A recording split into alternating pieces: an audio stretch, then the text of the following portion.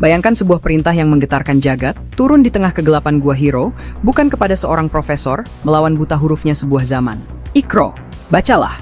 Seruan yang seharusnya membuka gerbang pengetahuan tak terbatas.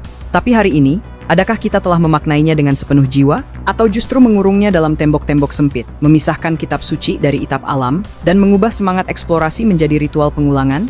Kita akan menyusuri sebuah narasi tentang sebuah perintah agung yang menyempit, sebuah dikotomi ilmu yang memiskinkan, dan bagaimana kita, mungkin tanpa sadar, lebih memilih untuk membaca ulang perintahnya daripada menjalankan perintah itu untuk menjelajah semesta. Bayangkan kegelapan itu, bukan kegelapan yang hampa, melainkan kegelapan yang pekat, terisi oleh desir angin yang menyusuri celah-celah batu gua Hiro. Dalam kesunyian yang teramplifikasi itu, duduk seorang lelaki yang jiwanya gelisah oleh realitas kaumnya. Ia bukan negarawan, bukan ilmuwan, bukan pula pendeta. Ia adalah Muhammad, seorang yang mencari jawaban yang tak terucapkan oleh bahasa manusia. Ruang geraknya hanyalah gua, laboratorium jiwanya yang pertama. Lalu datanglah momentum yang membela sejarah. Kehadiran malaikat Jibril bukanlah pemandangan yang menenteramkan, melainkan sebuah perjumpaan yang mencekam. Ia bukan datang dengan senyum, melainkan dengan sebuah perintah yang mengguncang fondasi kesadaran, sebuah kata kerja imperatif yang menjadi kunci bagi segala ilmu pengetahuan. Ikro, bacalah. Dan disinilah, di tepian jurang pemahaman, kita sering tersandung oleh sebuah kalimat respons dari Nabi.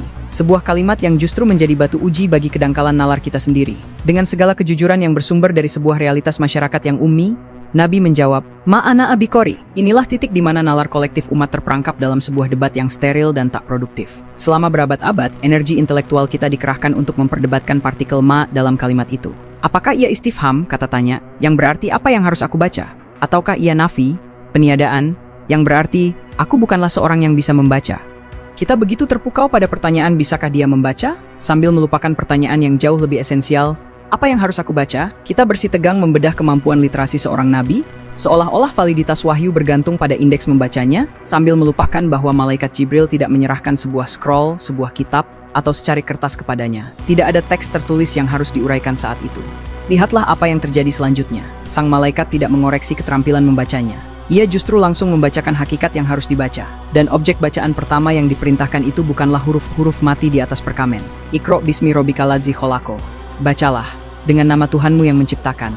Kata pertama setelah perintah membaca adalah penciptaan. Bukan huruf, bukan kitab, bukan tulisan.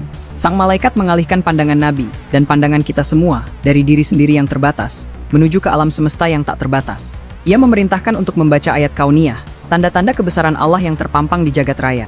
Kemudian, sebagai contoh konkret dari yang diciptakan itu, diberikanlah sebuah fenomena biologis yang menakjubkan, khalaqal insana min alaq. Dia telah menciptakan manusia dari segumpal darah. Inilah teks pertama yang dibacakan kepada Nabi Muhammad.